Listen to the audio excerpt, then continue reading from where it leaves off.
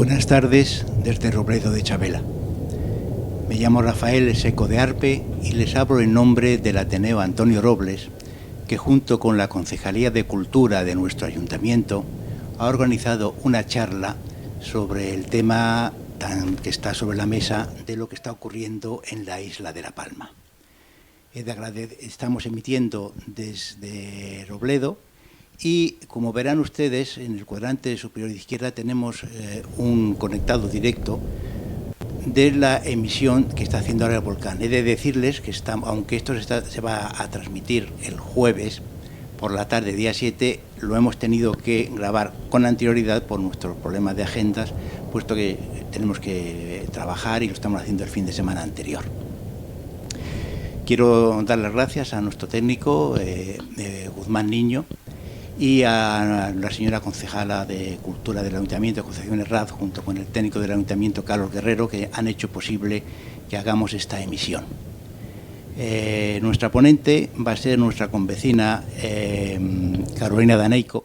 Ella es licenciada en Geología por la Universidad de Madrid y nos va a explicar en su lenguaje coloquial y sencillo las fuerzas de la naturaleza que se desatan en estos casos. Debemos de ponerle en valor y que es una suerte contar con su capacidad, y además no solamente en estas cosas, sino que colabora también con el colegio, dando charlas, impartiendo ciencia a los niños, y no solamente ciencia, sino la necesidad y el sentimiento de la igualdad de género en las profesiones, que es tan importante. Estas personas están haciendo las bases, creando el futuro, un futuro que estoy seguro que va a ser mejor que el que nosotros hemos tenido. Es una maravilla cuando ves a alguien que sabe de lo que habla y lo transmite con esa pasión, con ese entusiasmo, te contagia. Yo el ver a una persona como ella, que coge una roca y es capaz de distinguir dónde ha salido, cuánto tiempo lleva, me parece pura magia. Así que sin más, les dejo con la geóloga Carolina Daneico. Pues muchas gracias, Rafa, por tus palabras, me han encantado. Qué bonito. Pues yo agradecer también al Ateneo y al Ayuntamiento por hacerle un huequito a la geología, porque bueno, la geología no es tan sencilla de divulgar y de que esté en los medios, ahora porque está de moda, porque tenemos un volcán en La Palma, ¿no? Pero bueno, tan sencillo que hacerle un hueco a la geología no es. Pues bueno, vamos a empezar. Como ha dicho Rafa, tenemos en las imágenes todo el tiempo cómo se está comportando hoy el volcán. Hoy está bastante explosivo, luego vamos a también explicar todos estos comportamientos del volcán. Hoy lo tenemos, hoy la gente de La Palma no creo que esté muy contenta y lo debe estar pasando bastante mal porque hoy hay muchas explosiones. Pero bueno, luego a lo largo de la charla iremos viendo también. Pues vamos a comenzar, he preparado una presentación para ello. Y bueno, pues vamos a entender, en esta primera imagen que tenéis de la presentación, lo que vemos es todo el complejo de las Islas Canarias, ¿bien? Entonces veis que bueno, todas las islas volcánicas, todas las Islas Canarias son islas volcánicas y se han formado por el mismo proceso geológico que vamos a ir viendo a lo largo de la charla. Aquí tenemos, no sé si se ve el puntero, ¿me lo puedes decir, Guzmán? ¿Ves? ¿Se ve el puntero? No. Bueno, aquí a la izquierda del todo tenemos la isla de La Palma, es la que está en la parte izquierda superior, y ahí pues tenemos el volcán Cumbre Vieja funcionando. Pero ¿qué significa que haya volcanes en este momento en la Tierra? ¿Qué significa eso? ¿Qué significa que nuestro planeta está vivo, que tiene una dinámica interna en funcionamiento y muy activa? En esta diapositiva os he comparado la Tierra con nuestro planeta vecino Marte y con la Luna. Como veréis ahí, en la superficie de Marte hay una serie como de montañitas, de marcas. Bueno, pues esos son volcanes, esos son cráteres de volcanes de hace, bueno, miles de millones de años que se formaron. Y son los cráteres en escudo. Luego vemos que son los cráteres en escudo porque son típicos además de erupciones como La Palma.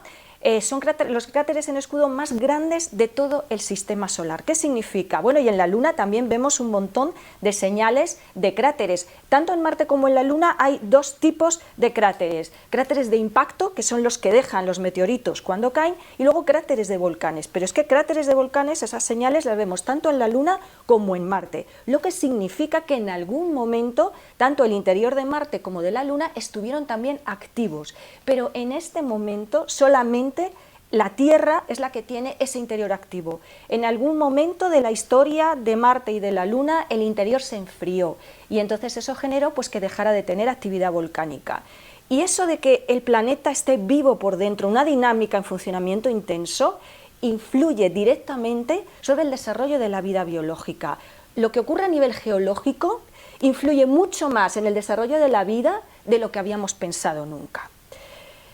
¿Y qué pasa? ¿Por qué tenemos ese interior interno aún funcionando? Bueno, han pasado ya 4.600 millones de años desde que la Tierra se formó junto con el sistema solar, es decir, se formó todo el sistema solar a la vez, luego lo vamos a ver un poquito, vamos a hacer un pequeño repaso, ¿no? Desde hace 4.600 millones de años que se formó la Tierra junto con el resto de elementos del sistema solar, su interior sigue caliente. Este es el secreto. Y ese calor, el calor siempre asciende, siempre sube, sea en el sistema físico que sea. Entonces ese calor a veces sube a la superficie, es inevitable. Aquí vemos un poco un repaso de cómo se formó el sistema solar. Viene en el gráfico blanco, tenemos un poco las distintas etapas, es decir, yo creo que esto ya lo tenemos bastante oído, pero bueno, hago un repaso rápido. Al principio se forma pues una nube de polvo, de material, de gases. Esa nube cada vez va adquiriendo mayor cantidad de elementos y de materia. Se va concentrando cada vez más y empieza a rotar. En el centro es donde más se empiezan a concentrar todos los materiales y ahí es donde empieza a nacer la estrella, en este caso nuestro Sol. Y alrededor pues empiezan a rotar toda una serie de materiales y se empiezan a concentrar en núcleos, en semiesferas, tamaños irregulares. Es como una pista de karts, para que os hagáis una idea, pero totalmente caótico. Es decir, nadie respeta su carril y todos chocan continuamente en una desorganización total. En ese choque, estos cuerpos que están incandescentes, están fundidos, tienen un proceso que se llama de acreción, es decir, van creciendo, van chocando unos con otros y se van haciendo cada vez más grandes. Bueno, eso sigue rotando hasta que esas pistas de kart, por esos choques y luego porque el sistema se va ordenando, pues entonces se van haciendo esas pistas cada vez más libres y cada vez más limpias. Ahí lo que ocurre es que el viento solar, es decir, toda la energía que sale del Sol, lo que va haciendo es que los gases se van alejando del Sol y se van yendo hacia la zona más externa del sistema solar, en esta organización de materiales, y los materiales más densos, más rocosos, pues se van quedando más cerca del Sol. Y por eso los planetas que vemos en nuestro sistema solar, los planetas gaseosos, están más alejados del Sol, están en las zonas más externas, y los planetas rocosos, Mercurio, Venus, la Tierra y Marte, pues están cerca del Sol, porque el viento solar no pudo arrastrarlos más lejos. Bueno, y entonces al final ya de estas nubes que veis aquí, pues queda nuestro sistema solar, que está en la esquina inferior derecha, ya organizado como lo tenemos ahora mismo. ¿Veis ahí, por ejemplo, que hay como una línea de puntitos blancos? Bueno, pues esa línea de puntitos blancos es el famoso cinturón de asteroides. Es como cuando construyes una casa y te sobran materiales, te sobran ladrillos, te sobra cemento. Bueno, pues esos restos que quedaron de que sobró, por decirlo de alguna manera, de la formación del sistema solar, se quedaron todos ordenados en esa órbita, en ese lugar, que es el gran cinturón de asteroides. Entonces ahí es a veces cuando pues, hay meteoritos que caen cerca de la Tierra, pues muchos de ellos vienen de ese cinturón de asteroides. Bien, ¿qué pasa? Bueno, pues esta sería una recreación de cómo era la Tierra en ese momento, hace esos 4.600 millones de años, cuando se forma junto con el resto de elementos del sistema solar, que son el resto de los planetas, asteroides, cometas y planetas enanos. Sería una semiesfera incandescente, borboteando de fuego. Al igual que pasó con la formación del sistema solar, pues la Tierra también se fue enfriando poco a poco, hasta que se enfrió lo suficiente como para tener una primera corteza sólida. Lo que quiero que os fijéis, ya cuando la Tierra se ha diferenciado, sufre un proceso que se llama diferenciación, en el que se organizan también los elementos más pesados se van al núcleo de la Tierra, los elementos más ligeros quedan formando el resto de lo que es el núcleo hasta la corteza terrestre. Pero lo que quiero que observéis es la capa tan fina que supone la corteza terrestre respecto al resto de los componentes de la Tierra, y es ahí, sobre esa fina capa, donde desarrollamos la vida y donde vivimos los humanos, ¿no? Esto me parece fascinante también. Bueno, pues no queda más remedio que hablar de las capas de la Tierra, seamos un poco técnicos también. Yo creo que todo el mundo se lo sabe, pero por si acaso repasamos, ¿no? Tenemos el núcleo externo, el núcleo interno, tenemos el manto también interno y externo, y luego la corteza. Más que nada os he puesto esta diapositiva para que os fijéis en las temperaturas, que son los cuadraditos en color que os he puesto. Si nos fijamos en el núcleo, estamos viendo que el núcleo está a una temperatura de 5.000, bueno, de más de 5.000 grados centígrados, o sea, casi una temperatura de 6.000, 6.200 grados centígrados. Fijaros que la temperatura del Sol, de la superficie del Sol, está a unos 5.200 grados centígrados. O sea, estamos hablando de que la temperatura del núcleo terrestre está más caliente, es mayor que la temperatura de la superficie del Sol. ¿Esto por qué ocurre?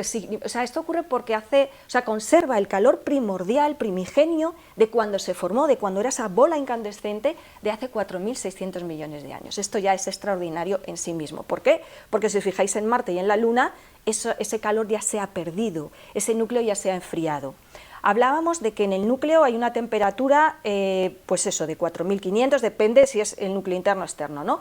El núcleo interno está algo más frío porque ya se ha solidificado. Ese núcleo interno que llamamos, que es como una bola de hierro-níquel, es sólida y fría, ya se ha solidificado. Esa es la parte de la Tierra, del interior, que ya se ha enfriado. Pero es que desde hace 4.600 millones de años solo se ha enfriado un 5%. Y esto pues es una gran noticia para los habitantes de este extraordinario planeta. ¿Por qué? Porque el hecho de tener todavía un núcleo y un interior tan caliente es lo que hace posible la vida en la Tierra. Si no tuviéramos ese núcleo caliente, no habría desarrollado vida, ahora mismo no habría vida sobre la superficie de la Tierra. ¿Por qué? Hemos dicho que ese núcleo interno estaba ya rígido y frío y sólido, pero es que el núcleo externo, justo que lo rodea, la capa que rodea el núcleo interno, sigue líquido y está en movimiento. Esa parte del núcleo es la que genera el campo magnético de la Tierra. Y ese campo magnético nos protege la vida en la Tierra. Sin ese campo magnético no habría vida en la Tierra. ¿Por qué? Ese campo magnético es el que tenéis en la diapositiva, en esas líneas azules, ¿vale? Es como un imán que va de un polo a otro de la Tierra. Y lo que hace es un paraguas invisible que o que detiene o que desvía las radiaciones solares y otras radiaciones cósmicas que lo que hacen es destruir o romper el ADN celular. Es decir, que sin ese campo magnético el ADN no podría desarrollarse, no habría habido vida sobre la Tierra, no la habría ahora. Por eso que este núcleo caliente en movimiento se mantenga durante miles de años, millones de años más, nos viene muy bien porque significa que la Tierra va a seguir teniendo unas condiciones óptimas para la vida durante muchísimo tiempo más. ¿Cómo sabemos? Bueno, sabemos por muchos motivos que hay un campo magnético, aunque es invisible y no lo vemos. Bueno, simplemente usar una brújula. La aguja de una brújula es un trozo de hierro imantado y se orienta en función del campo magnético, por eso sabemos que hay campos magnéticos. Bueno, hay otras pruebas más y luego también tenemos una cosa maravillosa que es una manifestación de nuestro campo magnético, son las auroras boreales, australes y boreales. Yo he tenido la suerte de verlas en Noruega y la verdad es que yo me emocioné porque cuando las vi dije, jolín, qué bien funciona la Tierra, es que funciona extraordinariamente bien, ¿no? Y es muy emocionante. Esa lluvia de partículas que detiene nuestro campo magnético tiene la manifestación en las auroras boreales. Bueno, pues eso, tenemos un interior supercaliente, el manto, que es la capa que hay entre el núcleo y la corteza terrestre, también está muy caliente, ¿vale? Entre 1.000 y 3.000 grados centígrados, y toda esa roca fundida del manto es el magma, es lo que llamamos magma. Cuando sale a la superficie, atraviesa la corteza terrestre y sale a la superficie, entonces ya lo llamamos lava, pero bueno, estos son tecnicismos geológicos. Quedaros con la idea de que esa roca fundida que hay en el interior de la Tierra se llama magma, es el magma.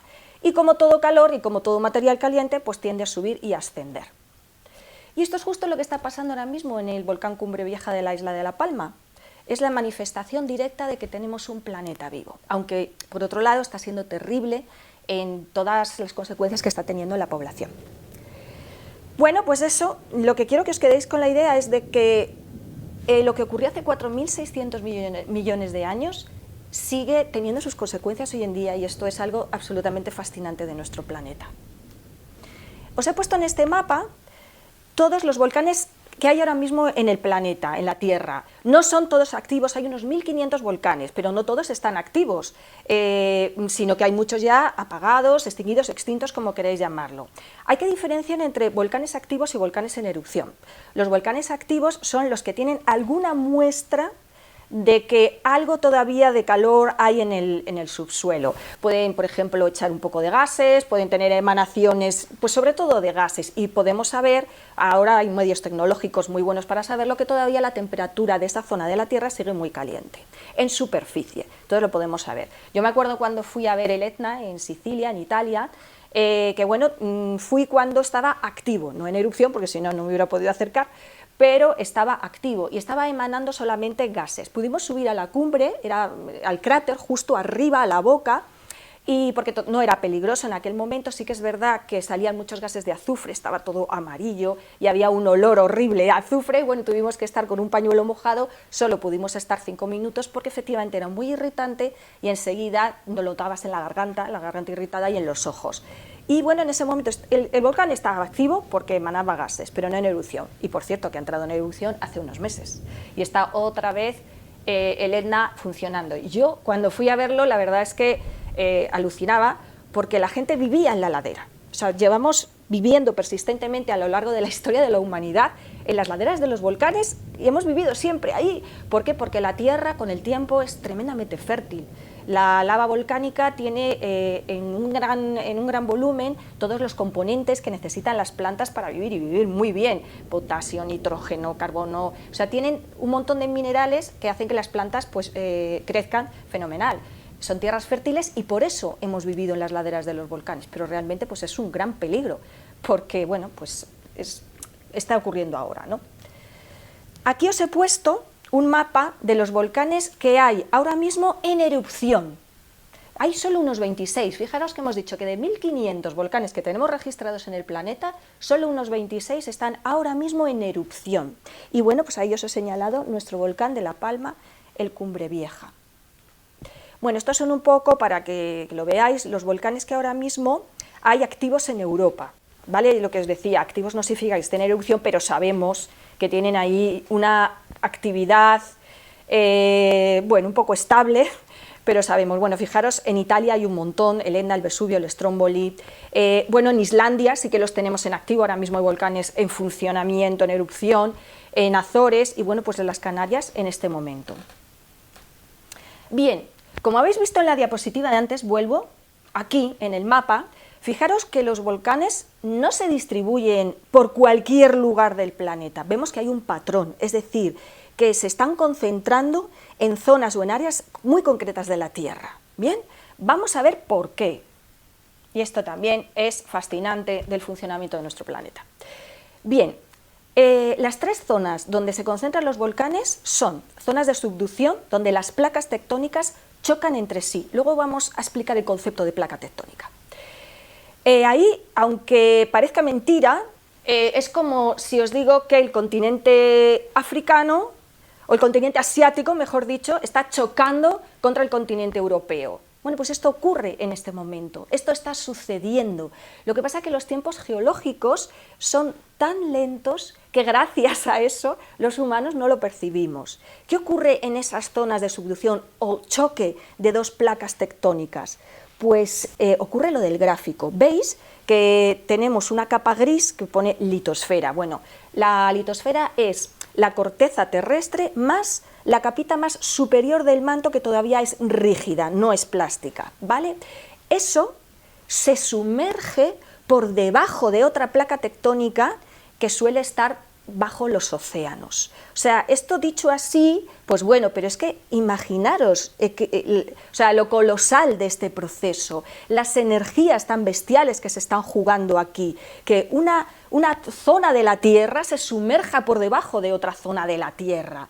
Ahí hay unas fricciones brutales, Y entonces en esas fricciones se calienta muchísimo la corteza y el manto y eso hace que en esas zonas haya volcanes. Esto está sucediendo ahora mismo, por ejemplo, en toda la costa de Sudamérica y es lo que forma todos los volcanes que hay en México, en Colombia, en toda esa zona.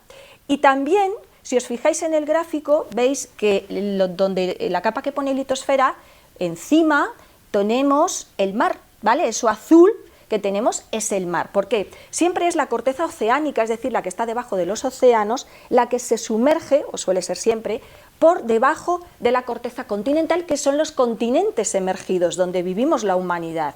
Bueno, esto sucede porque la corteza oceánica es mucho más delgada, suele estar entre 7 y 10 kilómetros de espesor y es más densa. Sin embargo, la corteza continental, la emergida por encima del nivel del mar, es mucho más gruesa, bueno, y puede variar de 30 kilómetros a 70 kilómetros en las zonas donde tenemos las grandes altísimas montañas del planeta, ¿bien? Y es mucho más ligera, sus componentes son más ligeros, entonces, claro, lo más denso siempre tiende a sumergirse bajo lo más ligero, lo más denso bajo lo más ligero. ¿Qué ocurre? Pues que este proceso que estáis viendo, que ocurre actualmente en muchas zonas del planeta, pues es muy lento, afortunadamente, para toda la humanidad y toda la vida en la Tierra. Solamente ese desplazamiento se produce entre 2 y 3 centímetros al año, nada más. ¿Qué ocurre en esa capa de agua que vemos ahí? Esas son las llamadas cuencas oceánicas. En esas cuencas oceánicas se están acumulando un montón de materiales y sedimentos y sedimentos y sedimentos. ¿Sobre todo qué material se acumula? Pues fijaros, se acumulan conchas de animales marinos durante miles de millones de años. ¿Y qué sucede cuando esa capa que pone litosfera se acerca cada vez más, porque esa zona se va estrechando, esa zona de la cuenca oceánica se va estrechando, se acerca cada vez más al continente? Pues que tenemos cada vez menos espacio en esa cuenca oceánica. ¿Y qué pasa si todos esos sedimentos tienen que ocupar menos espacio? Pues pasaría como cuando yo cojo un folio, una hoja, la presiono, la empujo por los laterales y el folio me hace así como una montaña. Pues eso es lo que sucede. Y de esa manera se formaron los Himalayas, por ejemplo, para que os hagáis una idea de cuál es el funcionamiento de la Tierra y cómo se forman las montañas. Esto es muy simplista, pero es para que lo conozcáis. La otra zona donde encontramos volcanes en la Tierra pues son las dorsales oceánicas.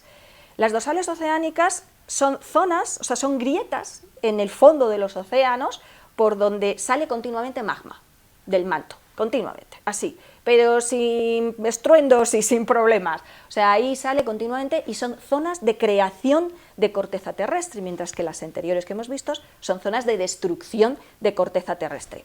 ¿Qué pasó? Que lo primero no, pero lo que se vio muy claro son las dorsales oceánicas, porque se ha podido hasta filmar esas grietas en los fondos marinos donde se ve cómo se crea corteza oceánica o corteza terrestre continuamente.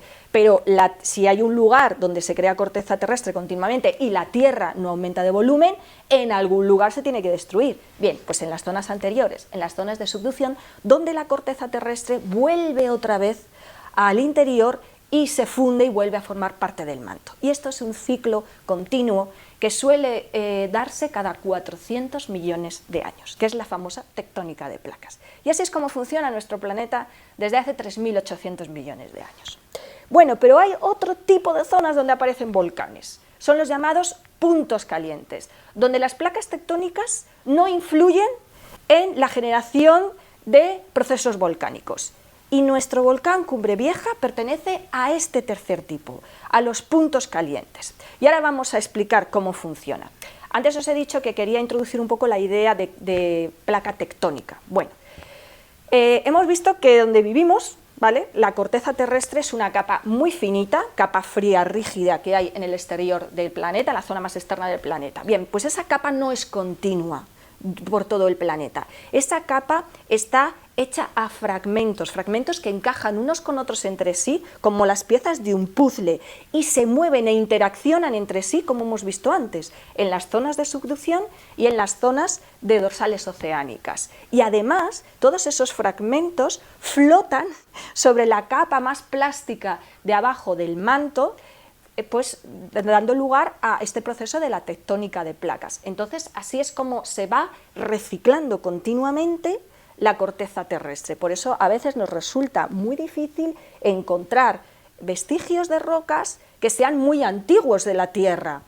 Los encontramos afortunadamente y eso nos hace comprender y reconstruir la historia del planeta. Pero es muy difícil, no como en Marte o en la Luna, que habéis visto que están ya bastante muertos internamente o totalmente muertos internamente, y entonces pues tenemos todos los impactos de su historia en la superficie. En la Tierra no. Por eso es más complicado reconstruir lo que fue su pasado, pero bueno, a pesar de eso se reconstruye. Hay 15 grandes placas tectónicas, ahora las vamos a ver en una imagen, una recreación muy chula, y luego hay como unas 40 microplacas, y todo eso, ya os digo, encajando perfectamente y moviéndose entre sí.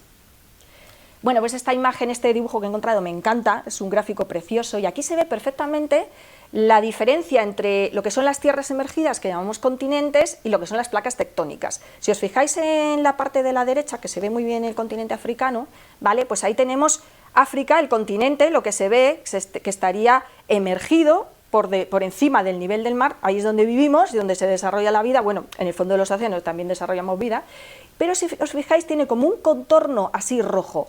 Ese contorno rojo, ese rojo sería la dorsal oceánica que separa una placa de otra, y es ahí por donde os decía que se construye continuamente corteza oceánica, corteza terrestre, y iría separando esas dos placas tectónicas. Luego por otro lado del planeta se tendría que destruir corteza, ¿vale?, para que nuestro planeta no aumente de volumen, que de hecho no lo hace. Bueno, pues vamos a nuestro volcán. Nos vamos a centrar directamente en ese tipo de vulcanismo que se llama de punto caliente o pluma mantélica. La pluma mantélica es el mecanismo que genera este tipo de vulcanismo. ¿Qué sucede? Bueno, pues que en el manto inferior, no sabemos muy bien por qué, el mecanismo, la causa no la conocemos todavía, se produce un aumento de temperatura de esa zona local del manto muchísimo más caliente que todo su entorno, y claro, cuando algo se calienta tanto como cuando pones un cazo a hervir con agua, ¿no? Pues es que al final eso sube en forma de gas, sube en forma de burbujas, eso sube inevitablemente. Entonces, estas son las distintas etapas de cómo se formaron cualquiera de las islas del complejo canario. Al principio es una grieta en la corteza oceánica. Y como un poco lo que hablábamos de las dorsales oceánicas, bueno, pero en vez de ser toda una línea, como veíamos antes, es solo un punto, está muy localizado y concentrado en la corteza oceánica. Entonces ahí empieza a calentarse el magma del interior de la Tierra y empieza a subir, y al principio se produce la debilidad de la corteza terrestre y empieza a salir magma, pero de una forma, como veréis, solamente como una grieta. Eso con el tiempo empieza a salir más magma, y entonces se empieza a crear un edificio volcánico, pero como veréis todavía queda debajo del nivel del mar, debajo de la superficie del mar, todavía no vemos nada, es un volcán submarino. Con el tiempo sigue creciendo, sigue aportando material, hasta que ya al final, en el proceso final, que sería el último gráfico, ahí ya aparece y emerge por encima del nivel del mar. Tenemos una isla volcánica en medio del océano. Y esto es todo lo que ha pasado en las Islas Canarias. Los seísmos asociados, ¿por qué hablaban de un enjambre sísmico? Tal, efectivamente. Vosotros imaginar toda la presión que está ejerciendo ese magma para salir, tiene que atravesar y romper la corteza terrestre para salir. En esa ruptura de la corteza terrestre se producen, se está rompiendo, esos son los seísmos que notamos. ¿Y por qué si los seísmos son profundos o son superficiales, a los técnicos, a los especialistas les ha dado una idea de que la erupción estaba próxima? Pues lógicamente, porque si el magma está todavía profundo, nos está avisando que efectivamente eso es lo que se ha producido, eso lo han podido monitorizar perfectamente, han hecho ahí un trabajo fantástico, y entonces cuando ya el magma está muy cerca de la superficie, los seísmos son como a unos 4 kilómetros, sino como son aproximadamente a unos 11 kilómetros que están en el límite del manto y la corteza, bueno, un poquito manto inferior. Entonces se produce unos seísmos, un conjunto de seísmos muy locales, que lo que te están diciendo es, oye, que el magma está empujando y está atravesando y está rompiendo, se está abriendo camino para salir. Vámonos de aquí, porque en un volcán lo único que puedes hacer es alejarte. Y os he puesto aquí un mapa de todos los volcanes que hay ahora mismo de tipo punto caliente en el planeta. Esos puntos calientes o plumas mantélicas, zonas del manto especialmente calientes, no solamente están bajo los océanos, también hay algunos bajo los continentes, esos son muchísimo más peligrosos. Por ejemplo, Yellowstone es uno de ellos, y cuando Yellowstone haga erupción, pues veremos uno de los fenómenos más catastróficos y brutales de la naturaleza, porque a pesar de todas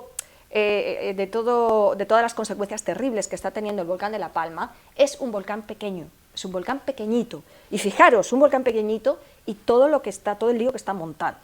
Pues hay volcanes de tamaño muchísimo más grande, de tipo punto caliente, que serán mucho más terribles en su erupción. Si os fijáis, por ejemplo, Hawái es el Kilauea, todos estos volcanes de Hawái que están siempre en erupción, pues efectivamente son de tipo punto caliente. Y los volcanes de Hawái nos han dado muchísima información para entender otros tipos de volcanes de este tipo como los de La Palma. Y lo curioso del proceso que sucede es que os he dicho que todas las islas volcánicas de La Palma, todas las islas de La Palma, se han formado con este proceso de punto caliente. Pero como habéis visto en la diapositiva inicial, las Islas Canarias están como en una hilera, como en una fila. Me voy a ir a la diapositiva inicial, ¿vale? Que quiero que lo veáis. Aquí. ¿Lo veis? Están todas como colocadas en una hilera. Esto es porque ese punto caliente, esa pluma mantélica que está en el manto, no se mueve, está relativamente fija en el espacio y en el tiempo. Pero lo de arriba, por la tectónica de placas, la corteza terrestre, la corteza oceánica en este caso, se está moviendo. Entonces, las islas de la derecha del todo, que son Lanzarote y Fuerteventura, antes estaban donde estaba La Palma y El Hierro. Estaban ahí situadas, pero la corteza se ha ido desplazando hacia la derecha. Eso, para que ocurriera todo eso, han transcurrido 20 millones de años. Y entonces lo de arriba se va moviendo, pero lo de abajo está quieto. Entonces la pluma mantélica sigue generando islas volcánicas. Bien, no sé si se ha entendido. De hecho, por eso ahora mismo la pluma mantélica la situamos por debajo justo de La Palma y del Hierro, que es donde hay volcanes activos, volcanes en erupción. De hecho, en el Hierro tenemos un volcán submarino, que sería uno de esos gráficos que yo os he enseñado antes, ¿vale? El Hierro ahora mismo estaría pues entre el segundo y el tercer gráfico, entre B y C, porque se empieza a ver ya por la superficie, todavía no se termina de ver, y estaría en ese proceso. Bueno, pues aquí tenéis, por ejemplo, en las islas Hawái pasa el mismo proceso que ya os hemos comentado, que lo mismo, la pluma mantélica se mantiene fija en el subsuelo, sin embargo lo de arriba se va moviendo de izquierda a derecha. En el caso de las Canarias lo mismo, de izquierda a derecha. ¿Qué pasa? Que en Hawái esto va más deprisa y hemos visto que en 5 millones de años se han formado todas las islas y sin embargo pues en otros lugares del planeta, como las Islas Canarias, que sería el de la derecha, pues eso va más lento. ¿Por qué? Porque la corteza que tiene que atravesar es más gruesa, simplemente por ese motivo. Bien, pues aquí tenemos nuestro volcán Cumbre Vieja. Fijaros la fotografía de la esquina arriba a la izquierda, que es otra vista aérea de La Palma. ¿Qué es lo que veis? Veis un volcán, un volcán. Ese volcán es la caldera de Taburiente. Ese volcán se formó hace 2 millones de años, porque fijaros que os he dicho aquí que las Islas Canarias, desde Lanzarote, Lanzarote, que era la que estaba más a la derecha, se formó hace 20 millones de años, pero La Palma solo hace 2 millones de años, ¿vale? Es un volcán, realmente ese volcán, que es la caldera de Taburiente, se formó, ya os digo, hace 2 millones de años, y ahora tenemos, fijaros, el tamaño de ese volcán respecto al de ahora de Cumbre Vieja, no tiene nada que ver. O sea, fijaros, hace 2 millones de años, la intensidad que tuvo que tener ese volcán que formó la isla. Eso es el volcán que formaría la isla según los gráficos que hemos visto antes. Ahora el volcán de Cumbre Vieja pues está situado abajo, donde veis esos puntitos, que son realmente las señales del enjambre sísmico que se produjo, y también de otros indicadores, de otras variables que se han podido medir con los satélites Copernicus, ¿vale? Son unos satélites europeos, por los cuales se puede medir con una precisión enorme si la zona se abomba o no, porque hay como 3 variables importantes que han estado midiendo, seguro que lo habéis oído en los medios, ¿no? Que sería el aumento de temperatura en la zona, ¿vale? Que esto también se mide a través de técnicas infrarrojas, el abombamiento de la zona, porque ya te indica que el magma está muy superficial y va a salir, y los enjambres sísmicos, que son los terremotos, que habíamos dicho que se fragmenta la corteza porque el magma quiere salir. Pues los satélites copérnicos fueron uno de los medidores que dio esos indicadores para saber que el volcán ya estaba muy cercano a la erupción, y de hecho se esperaba que empezara una semana más tarde de lo que empezó, pero gracias a todo esto ya se empezó a evacuar. O sea que esos medios han funcionado magníficamente bien. Y a la derecha tenéis toda la hilera de colada, los ríos de lava, la colada de lava que efectivamente ya ha llegado al mar. Es impresionante, pero ya os digo, fijaros, el tamaño del volcán que formó la caldera de Taburiente, que es lo que está en el centro de la isla y lo que formó toda la isla, comparado con nuestro volcancito de ahora. O sea que es pequeño para lo que podía haber sido. Bueno, pues hablemos un poco de tipos de erupciones y tipos de volcanes, ¿no? Porque se ha hablado mucho en los medios de que si es estromboliano, que si es hawaiano, que si a veces una cosa, que si a veces otra. Bueno, realmente el volcán de La Palma es de tipo estromboliano, ¿vale? Lo que pasa que sería mucho más correcto decir que tiene fases explosivas y fases efusivas. Bien, en esta tabla tenéis todos los tipos de erupciones, desde la menos energética a la más energética. La menos es la hawaiana. Le hemos dado ese nombre porque es lo que vemos en Hawái. Y que si vosotros miráis por internet los volcanes de Hawái, veis un volcán enorme, absolutamente enorme, pero que es como una sopa de magma. Es decir, es como una sopa en una cacerola que se desborda por los lados, pero no hay explosiones, no hay ningún tipo de piroclastos, que luego aclararemos lo que son, porque en los medios han aparecido muchos términos volcánicos, geológicos, sobre todo volcánicos, y bueno, vamos a aclarar. Empezamos aclarando los tipos de erupciones. Efectivamente, ¿qué diferencia una erupción hawaiana de estromboliana? Pues sobre todo, fundamentalmente, la cantidad de gas que tiene el magma. Cuanta más cantidad de gas tenga el magma, más explosivo va a ser. Y luego hay también otro factor que influye mucho, que es la densidad del magma. La densidad del magma, sea más viscoso o menos viscoso, influye en la cantidad de sílice que tiene en su composición. Pero bueno, nos vamos a centrar en La Palma. En La Palma el tipo de magma es muy fluido, es bastante fluido, es muy poco viscoso, afortunadamente, porque si no sería muchísimo más explosivo, y a veces pues libera muy bien los gases y entonces tenemos como que sale a borbotones sin explotar. Eso sería más efusivo en esas coladas de lava, ríos, y a veces pues le cuesta más desgasificarse, que se llama, y soltar o liberar el gas, y entonces ahí explota. Hoy que lo hemos visto esta mañana, yo lo he visto esta mañana, vamos, con unas explosiones, echando humo, echando piroclastos tremendamente. Pero fijaros lo que os digo, o sea, estamos con uno de los volcanes de menos nivel de energía, y fijaros ya pues todas las consecuencias que hay, ¿no? Los más explosivos pues son los que ocurren en el interior de continentes, ¿vale?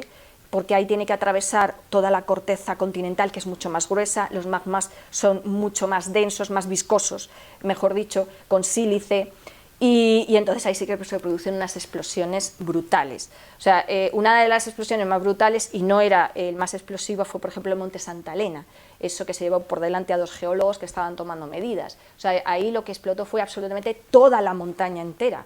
La devastación fue brutal, o lo que pasó, por ejemplo, con el Vesubio, en Pompeya. Pues eso realmente es una nube piroclástica. Nosotros estamos viendo nubes piroclásticas en el de La Palma, pero son pequeñas. Y fijaros, o sea, es para que hagáis una idea, comparáis las magnitudes. Las nubes piroclásticas son gases incandescentes con rocas incandescentes proyectados a una velocidad brutal que alcanzan kilómetros en segundos. Y eso arrasa absolutamente con todo. Eso no está ocurriendo en La Palma, afortunadamente, sino que tenemos una erupción, por decirlo de alguna manera, más estable. ¿Qué tipos de materiales expulsa un volcán? ¿Qué son los piroclastos? Bueno, piroclasto es cualquier fragmento de magma con proyección aérea. ¿Y por qué tiene una proyección aérea? ¿Por qué el volcán lo expulsa aéreamente? Pues porque hay gases, es decir, el gas es un componente más del magma, pero al estar en el interior de la Tierra a tan altísima presión está diluido en el magma, para que os hagáis una idea. Es como una botella de refresco con gas, una botella de Fanta, una botella de litro de Coca-Cola, ¿vale? Si eso, a ver, vosotros cuando veis un líquido, pero dentro de ese líquido hay un gas disuelto, que es el dióxido de carbono, pero no vemos un trozo de gas y un trozo de líquido, está todo junto, por la presión el gas está disuelto en el líquido. Si yo lo agito un poco y abro el tapón, esto siempre es bueno hacerlo en exterior, no dentro de casa, ¿vale? O en la pila, por ejemplo, el fregadero, ¿vale? Pues por si a alguno se le ocurre hacer la prueba, entonces yo abro el tapón y todo el líquido sale expulsado con muchísima fuerza y velocidad al exterior. Eso es porque el líquido se está desgasificando, es decir, el gas se está liberando por un lado y el líquido por otro, pero el gas arrastra el líquido. Pues esto es a nivel físico, mecánico, muy parecido a lo que está pasando en un volcán y en el volcán de La Palma. El gas está diluido en el magma, forma parte del magma, pero cuando encuentra una grieta por la que salir, pues entonces el gas se libera por un lado, pero se libera a una grandísima velocidad porque está sometido a una grandísima presión. Y entonces, ¿qué ocurre? Pues que en ese salir con esa presión arrastra fragmentos del magma y los proyecta a la atmósfera. Y ahora os quería mostrar, no sé si se ve, Guzmán, tú me dices, vale. Esto que tengo es un trozo de piroclasto, es un piroclasto de La Palma, no de esta erupción, sino que ya os decía de la caldera de Taburiente y no está cogido del parque natural, no os preocupéis, que yo lo hago todo bien. Esto es lo que sale volando cuando el magma es proyectado. De esto hay muchos tamaños y según esos tamaños, ¿vale? Gracias, Guzmán. ¿Vale? Este no sé si se ve, que tiene las señales de las vesículas del gas que estaba contenido dentro del magma. Esto sale a la atmósfera, se va enfriando según cae y cae al suelo. Cae a más distancia o menos distancia de la boca de salida del cráter según el tamaño y según, por lo tanto, puede estar suspendido más o menos tiempo en el aire. Cuando los tamaños son muy pequeñitos, los fragmentos son muy pequeños, tenemos la ceniza, ¿vale?, que es como un polvo, luego tenemos el lapilli, que eso ya son trocitos como del tamaño de huesos de aceituna, para que se den una idea, pero es que está lloviendo eso todo el tiempo. Hoy, que las nubes estaban súper grises, las nubes que salían del volcán, significa que está expulsando una grandísima cantidad de ceniza y de lapilli. Cuando la nube sale tan gris, ese es el contenido. Cuando la nube sale más blanca, pues es sobre todo porque el gas puede liberarse mejor sin arrastrar tantos fragmentos de magma al aire. Entonces suele ser una nube más blanca porque suele ser vapor de agua y otros gases que habéis oído en los medios, que sobre todo es dióxido de carbono, ácido sulfídrico, bueno, que serían gases de azufre, el dióxido de azufre, el sulfídrico y bueno, también hay otros gases que son menos abundantes como el cloro y el flúor. Pues nada, esto que sale así a presión, que estáis viendo, pues es lo que se llama columna eruptiva, ¿vale? Y todos esos fragmentos pues son los piroclastos.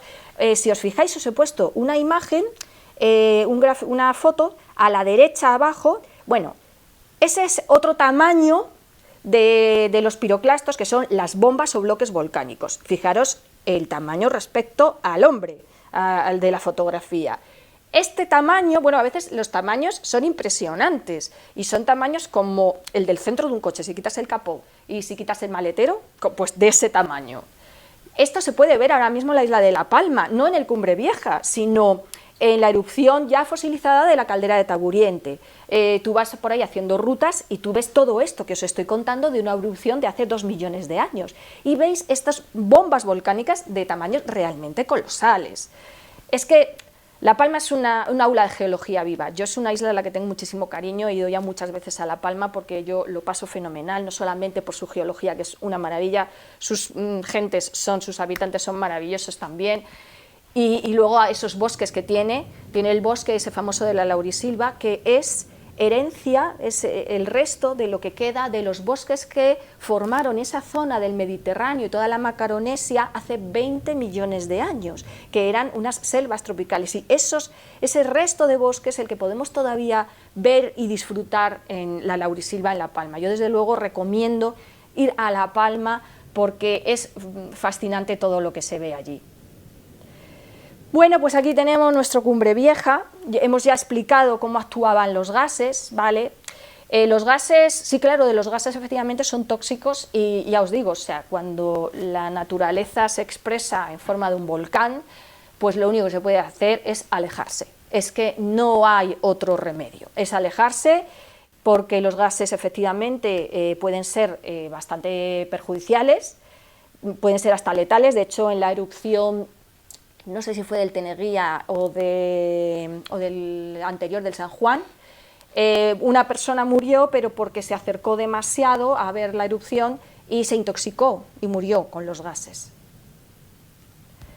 Bueno, aquí tenía un vídeo, pero como tenemos puesto todo el tiempo el volcán funcionando, ahora si queréis, con el volcán funcionando, podemos hacer algún comentario. Y bueno, yo era terminar, ¿no? O sea, un volcán es uno de los fenómenos más destructivos y más catastróficos de la naturaleza, pero como habéis visto por todo lo que hemos ido viendo también forman y también construyen los lugares donde vivimos.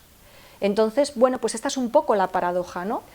Es imprevisible, aunque tenemos medios ahora ya muy buenos para ir viendo cuándo puede suceder, pero es imprevisible realmente. Podemos acercarnos un poco a cuándo va a suceder para efectivamente ser previsores y alejar a la población que vive cerca. Pero lo que comentaba antes, ¿no? O sea, yo cuando veo que la gente vive en las laderas de los volcanes y volcanes activos, pues como el Etna o como pasa en las Islas Canarias, ¿no? Pues claro, tú dices, bueno, ¿y por qué vivimos en un lugar que es tan peligroso? Bueno, pues porque se nos olvida. O sea, 50 años, no hace tanto, pero 50 años, que fue la última erupción de aquí de la isla de La Palma y en una zona muy cercana, pues efectivamente pues colonizamos los lugares que nos dan bien de vivir, ¿no? La tierra es fértil y bueno, pues es así, pero claro, la verdad es que ahora la gente lo está pasando muy mal y es terrible realmente porque las consecuencias son devastadoras. Y es que vivimos en un viejo planeta, vivimos sobre la superficie de un viejo planeta y no siempre está hecho a la medida de los humanos.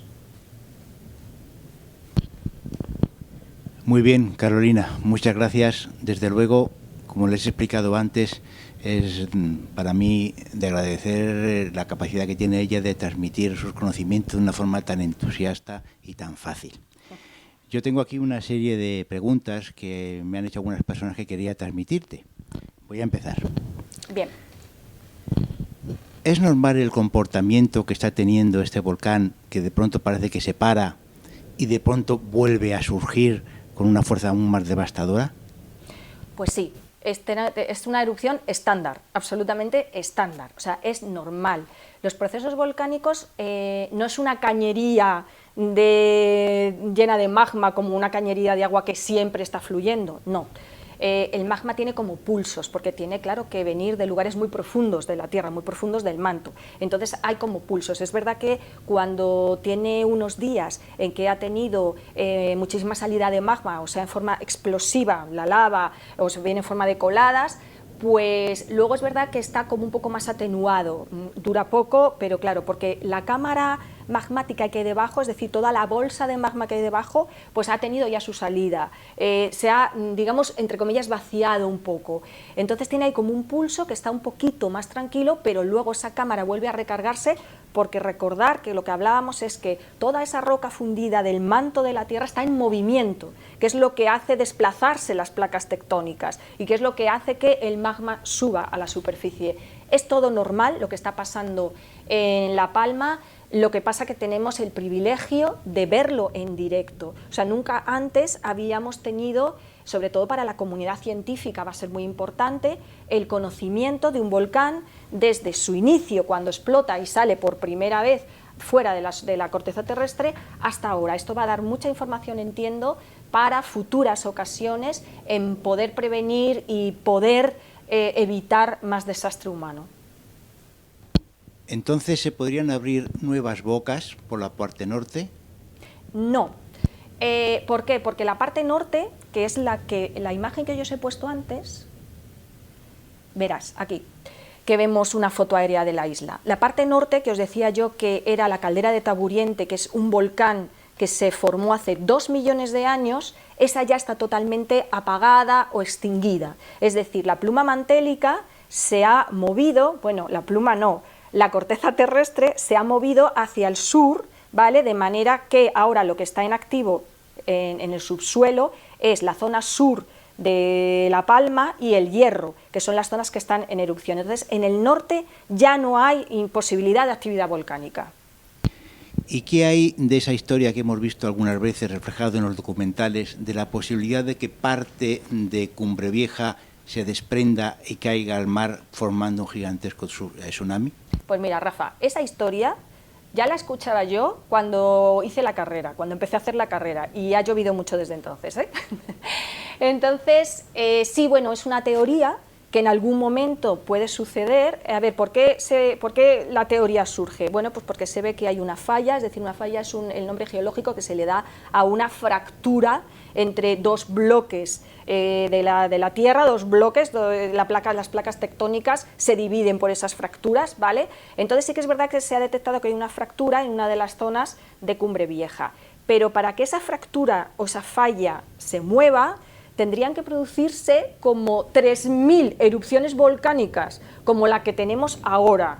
Entonces eso puede ocurrir dentro de millones de años, dentro de miles de años, pero desde luego ahora no hay absolutamente ninguna evidencia científica de que eso vaya a ocurrir. Efectivamente, dentro de miles de años, cuando ocurra, la cantidad de toneladas de tierra, de volumen de roca que caería al mar sería tan grande que sí que efectivamente podría producir un tsunami. Pero desde luego eso no va a ocurrir ahora. Y ahora que explicas esto, ¿podría producirse un fenómeno de contagio a otros volcanes de la isla como el Teide? Pues eso tampoco está nada demostrado científicamente y me consta, porque he estado leyendo sobre el tema, que lo han estado estudiando, lo han estado investigando. Es verdad que el Teide no es un volcán apagado, el Teide es un volcán activo, o sea, está latente, el Teide está latente, pero no es un volcán extinto. Pero que el hecho de que ahora mismo tengamos esa actividad volcánica en esa zona no quiere decir que se reactive el Teide, por lo que hablábamos de dónde se sitúa la pluma mantélica. La pluma mantélica ahora la tenemos bien situada donde está y no hay ninguna evidencia científica para que el Teide se reactive. ¿Tiene alguna relación lo que está pasando en La Palma con el cambio climático? Pues no. El cambio climático es un cambio de las condiciones del clima de la Tierra, pero que eso ha sucedido a lo largo de la historia de la Tierra miles de veces. O sea, la historia de la Tierra es la historia de sus cambios climáticos y eso lo vemos por todas las rocas que estudiamos. El nivel del mar ha subido y bajado miles de veces a lo largo de la historia de la Tierra. O sea, el cambio climático es una de las variables que se producen en la historia de la Tierra. Ahora, lo que estamos dilucidando en este momento es si ese cambio climático tiene origen antropogénico o no, es decir, si el hombre está de alguna manera originándolo o influyendo. Parece ser que lo que se viene a pensar es el cambio climático existe, pero existe por un proceso natural de la evolución y de la historia de la Tierra. Ahora, puede que la actividad humana la esté acelerando y eso es en lo que estamos intentando dilucidar. Hay un informe de hace poco, científico, bastante completo, pues que efectivamente habla de esto, ¿no? Estamos acelerando ese cambio climático. Pero los volcanes no están acelerando ese cambio climático, ni se producen por el cambio climático, no tiene nada que ver. Los volcanes se producen por la dinámica interna de un planeta vivo. Es verdad que ha habido momentos en la historia de la Tierra en el que se produjeron cambios climáticos por la gran actividad volcánica, pero han sido momentos muy concretos de la historia de la Tierra, por ejemplo, cuando existían los dinosaurios, ¿vale? Entonces, en ese punto, hace unos 65 millones de años, la Tierra empezó a tener muchísima actividad volcánica. ¿Por qué? Porque en ese momento todos los continentes que nosotros ahora conocemos, emergidos, estaban unidos, pegados en una sola masa terrestre, en un macrocontinente, una única masa de tierra emergida que se llamaba Pangea, por si os apetece curiosear en internet.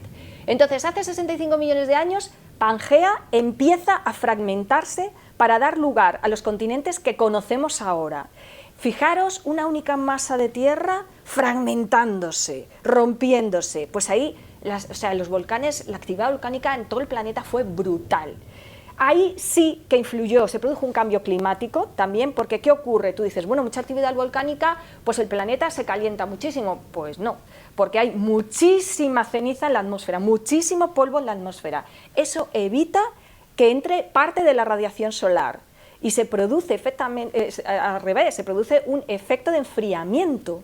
Y luego aparte vino un meteorito del tamaño que vino, que eso sabemos con seguridad que sucedió, pues ya yo he sobremojado, o sea, ya fue el colmo. Pero sí que es verdad que en otros momentos el cambio climático se ha producido por actividad volcánica, pero tenía que ser una actividad volcánica global en el planeta.